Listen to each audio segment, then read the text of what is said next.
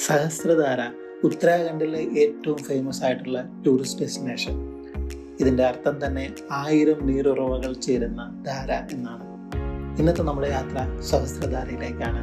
ഉത്തരാഖണ്ഡിലെ ഏറ്റവും ഫേമസ് ആയിട്ടുള്ള ടൂറിസ്റ്റ് ഡെസ്റ്റിനേഷൻ കാണാനായിട്ട് നമ്മൾ പോവുകയാണ്. നിങ്ങളും കൂടെ കൂടിക്കോ.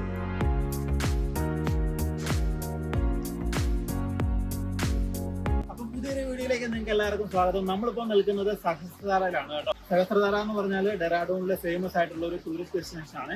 അപ്പോൾ ഇന്നത്തെ നമ്മുടെ യാത്ര എന്ന് പറയുന്നത് ഈ ഒരു സഹസ്രധാരയിലെ കാഴ്ചകളൊക്കെ കാണാനായിട്ടാണ്. നല്ല മഴയാണ്. രാജ്യത്ത് നോക്കിക്കഴിഞ്ഞാൽ ഫുള്ളിങ്ങനെ കോടയൊക്കെ കയറി വരുന്ന കാണാനായിട്ട് പറ്റും.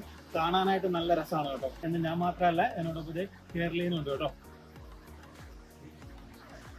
ഹായ്, നമ്മുടെ മൂക്കിന്റെ തുമ്പത്ത് നടക്കുന്ന സ്ഥലമാണ്. ഇവിടെ വന്നിട്ടില്ല ഇതുവരെ. അപ്പോൾ എന്തായാലും ഇന്നിപ്പോൾ വീക്കെൻഡ് ഒക്കെയാണ്. അപ്പം ജസ്റ്റ് ഞങ്ങളൊരു ചെറിയൊരു ഔട്ടിങ്ങിന് പോകാമെന്ന് വിചാരിച്ച് അങ്ങനെ ഇറങ്ങിയതാണ്.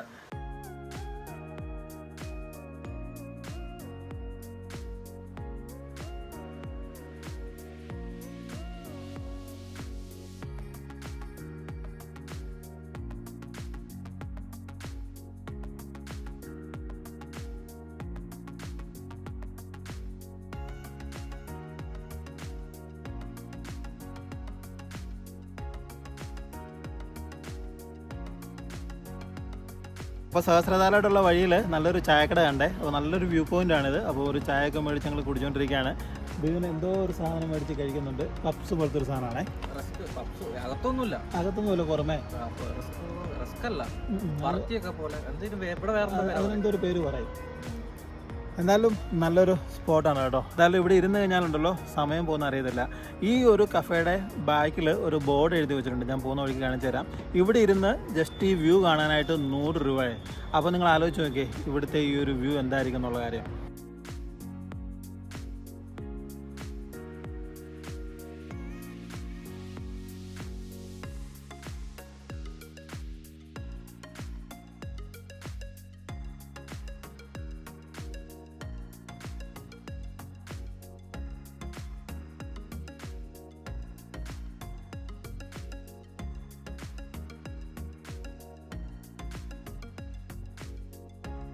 അപ്പോൾ നമ്മൾ വീണ്ടും കുറച്ചുകൂടെ മുന്നോട്ട് വന്നപ്പോഴത്തേക്കിനെ കുറേ കുഞ്ഞു പിള്ളേരുടെ ചോളമൊക്കെ ചുട്ട് വിൽക്കുന്ന കുറച്ച് പിള്ളേരെ കാണാമേ. പിള്ളേർ മാത്രമല്ല, ഒരു ചേട്ടനുമുണ്ട്. ഇവിടെയൊക്കെ കണ്ടോ, ഇവിടുത്തെ സർക്കാർ ഈ സൈഡിലൊക്കെ എല്ലാ ഭിത്തികളിലും പടങ്ങൾ വരച്ച് വെച്ചിട്ടുണ്ട്. ഇവിടുത്തെ ഗഡ്വാളി ആ ഒരു കൾച്ചറൊക്കെ ഇങ്ങനെ പുറത്തുനിന്ന് വരുന്ന ആൾക്കാരെ അറിയിക്കാനൊക്കെ ആണെന്ന് തോന്നുന്നു. ഗഡ്വാളി കൾച്ചർ ആ ഒരു പിക്ചറുകളാണ് നമുക്ക് കാണാനായിട്ട് പറ്റുന്നത് ഇവിടെയൊക്കെ. എന്തായാലും വലിയ തിരക്കില്ല, നല്ല മഴയൊക്കെ ആയിരുന്നു. അതുകൊണ്ടാണ് തോന്നുന്നു ടൂറിസ്റ്റുകളൊക്കെ കുറവാണ്.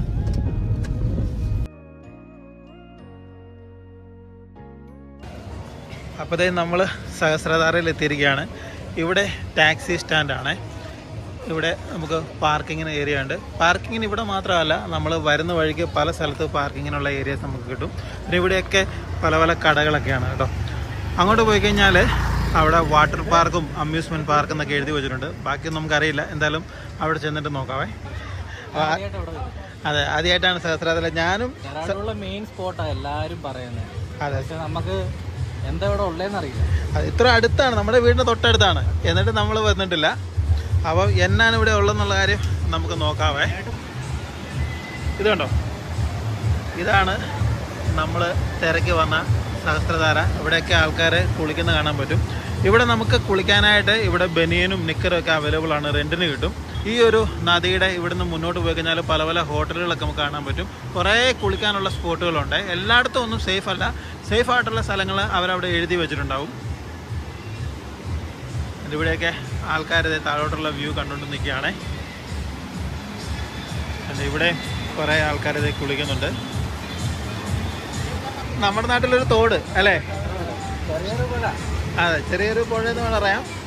പക്ഷേ വ്യത്യാസം ഇതാണ്, ഇവിടുത്തെ വെള്ളം സൾഫർ വെള്ളമാണ്. അതുകൊണ്ടായിരിക്കും എല്ലാവരും വരുന്നത്. അതെ, അതുകൊണ്ടാണ് എല്ലാവരും വരുന്നത്. അല്ലെങ്കിൽ ഇത്ര ഉള്ള ഈ ഒരു ഇത് കാണാൻ വേണ്ടി അധികം ആൾക്കാർ വരില്ലല്ലോ. കുളിക്കാനായിട്ട് വരുന്നത്. അതും ചൂട് കാലത്താണ് സീസൺ കൂടുതലും ആൾക്കാർ വരുന്നത്. ഇവിടെ അമ്യൂസ്മെൻറ്റ് പാർക്കും ഫുഡ് കോർട്ടുമാണ്. സൺഗ്ലാസ് വരെ ഇവിടെ നമുക്ക് വാടകയ്ക്ക് കിട്ടുമേ. ഫോട്ടോസൊക്കെ എടുക്കണമെന്നുണ്ടെങ്കിൽ ഇവിടുത്തെ റേറ്റൊക്കെ എഴുതി വെച്ചിട്ടുണ്ട്. റേറ്റ് ലിസ്റ്റാണ്. ഐറ്റംസ് പിന്നെ സെക്യൂരിറ്റി കൊടുക്കണം, റെൻറ്റ് എത്ര എന്നുള്ളതൊക്കെ ഇവിടെ എഴുതി വെച്ചിട്ടുണ്ട്. അവിടെ നമുക്ക് കേബിൾ കാർ കാണാൻ പറ്റും. ഇവിടുന്ന് മുകളിലോട്ട് ആ ഒരു മലയുടെ ടോപ്പിലോട്ട് പോകാനായിട്ട് കേബിൾ കാർ ഉണ്ട്. അവിടെ ചെന്ന് കഴിഞ്ഞാൽ നല്ല വ്യൂ ആണെന്നാണ് പറയുന്നത്.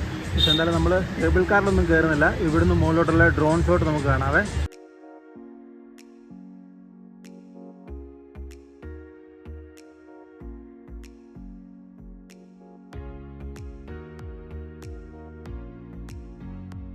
ഇവിടുന്നാണ് കേട്ടോ റോപ്പ് വേ സ്റ്റാർട്ട് ചെയ്യുന്നത്.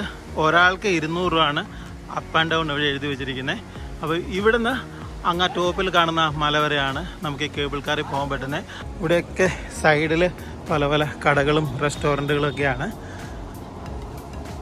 ഇവിടുത്തെ ഉത്തരാഖണ്ഡ് ടൂറിസത്തിൻ്റെ സംഭവങ്ങളൊക്കെ ഇത് എഴുതി വെച്ചിട്ടുണ്ട്. ഇതിൻ്റെ ഡീറ്റെയിൽസൊക്കെ ഇത് ഇവിടെ എഴുതി വെച്ചിട്ടുണ്ട്. അപ്പോൾ അതേ നമ്മൾ ഇതിൻ്റെ എൻട്രിയിൽ വന്നിരിക്കുകയാണ്. ഈ സൈഡിലൊക്കെ ഉണ്ടോ, ഇവിടെയൊക്കെ പല പല ഇങ്ങനെ കടകളൊക്കെ നമുക്ക് കാണാനായിട്ട് പറ്റും.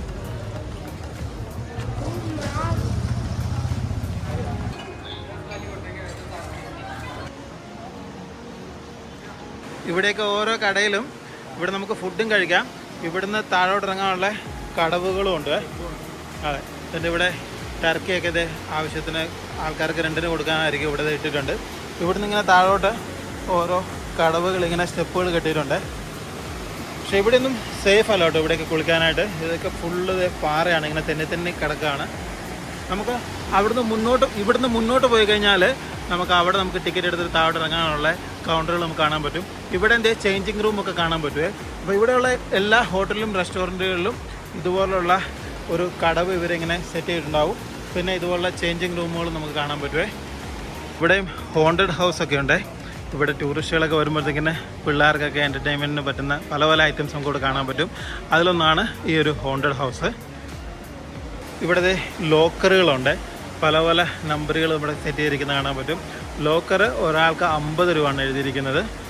എയർ ഗണ്ണൊക്കെ ഉണ്ട്, നമുക്ക് വേണമെന്നുണ്ടെങ്കിൽ ഷൂട്ട് ചെയ്യാവേ.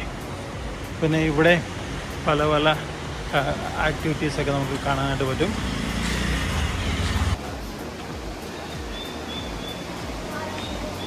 അപ്പോൾ ഈ ഒരു കോമ്പൗണ്ടിൻ്റെ അകത്ത് ഇവിടെ ഹോട്ടലുകളും അവൈലബിൾ ആണ്.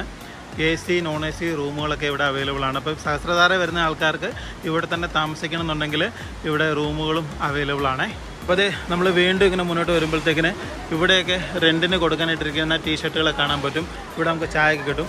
ഇവിടെ കണ്ടോ, ഇവിടെ നിന്ന് അങ്ങോട്ട് ടേബിളുകളും ബെഞ്ചുകളുമാണ്.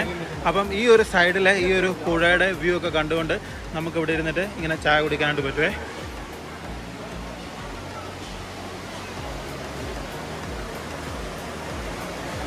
ഇവിടുന്ന് നമ്മൾ വീണ്ടും മുന്നോട്ട് വന്നു. ഇവിടെയൊക്കെ ഇതുപോലുള്ള ലോക്കർ ഫെസിലിറ്റീസ് അവൈലബിൾ ആണ്.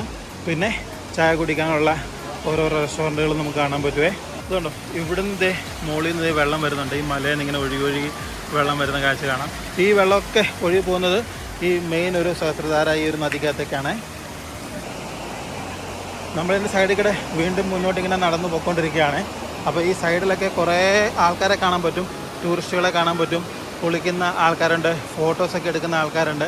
അങ്ങനെ പല പല ആൾക്കാരെയൊക്കെ കണ്ട് നമ്മളിത് നേരെ മുന്നോട്ട് ഇങ്ങനെ നടന്നുകൊണ്ടിരിക്കുകയാണ്. ഇവിടുത്തെ ഈ കടകളിലൊക്കെ ഇങ്ങനത്തെ ഫ്രൂട്ട് ബിയർ കാണാൻ പറ്റും. ഇത് നോൺ ആൽക്കഹോളിക് ആണ്, ആപ്പിൾ ബിയർ ആണ്. ഇവിടുത്തെ ലോക്കൽ ഗ്രീൻ ആപ്പിൾ ബിയർ ആണ് ഇതൊക്കെ. അപ്പം നമ്മൾ ഒരു ചായയുടെ പറഞ്ഞു. ഇനിയിപ്പം ഇവിടെ ഇരുന്നിട്ടൊരു ചായ കുടിക്കണം എന്നുള്ള ആഗ്രഹം, ഈ ഒരു നദിയുടെ തീരത്ത് ഇവിടെ ഇരുന്ന് ചായയൊക്കെ കുടിച്ച് താഴോട്ടുള്ള ഈ ഒരു വ്യൂ ഒക്കെ കണ്ടിരിക്കാനായിട്ട് ഒരാഗ്രഹം. അങ്ങനെ നമ്മളൊരു ചായയൊക്കെ പറഞ്ഞിട്ട് നിൽക്കുകയാണ്.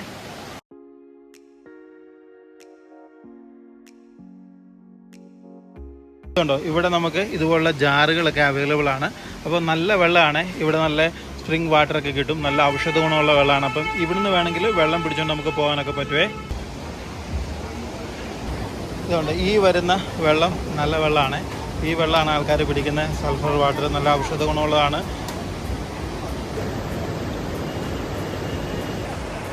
അതുകൊണ്ട് ഇവിടുന്ന് ഇതുപോലുള്ള ജാറുകളൊക്കെ കിട്ടും നമുക്ക്. അപ്പോൾ ഇത്രയും കാഴ്ചകളൊക്കെ ആയിട്ട് ഇന്നത്തെ ഒരു വീഡിയോ നമ്മൾ നിർത്തുകയാണ്. ഇപ്പോൾ സഹസ്രധാരയുടെ എക്സിറ്റ് പോയിന്റിലാട്ടോ നമ്മൾ വന്ന് നിൽക്കുന്നത്. ബാക്കിൽ കാണുന്നത് ഇവിടുത്തെ ബസ് സ്റ്റാൻഡാണ്. നിങ്ങൾക്ക് ഡെറാഡൂണിൽ വന്നു കഴിഞ്ഞാൽ ഏകദേശം അരമണിക്കൂറും കൊണ്ട് ബസ് സ്റ്റാൻഡിൽ നിന്ന് ഈ ഒരു സഹസ്രധാരയിൽ എത്താനായിട്ട് പറ്റും. ബാക്കിൽ കാണുന്നതാണ് ബസ് സ്റ്റാൻഡൊക്കെ. 2B എന്നാണ് ബസ്സിൻ്റെ നമ്പറൊക്കെ വരുന്നത്.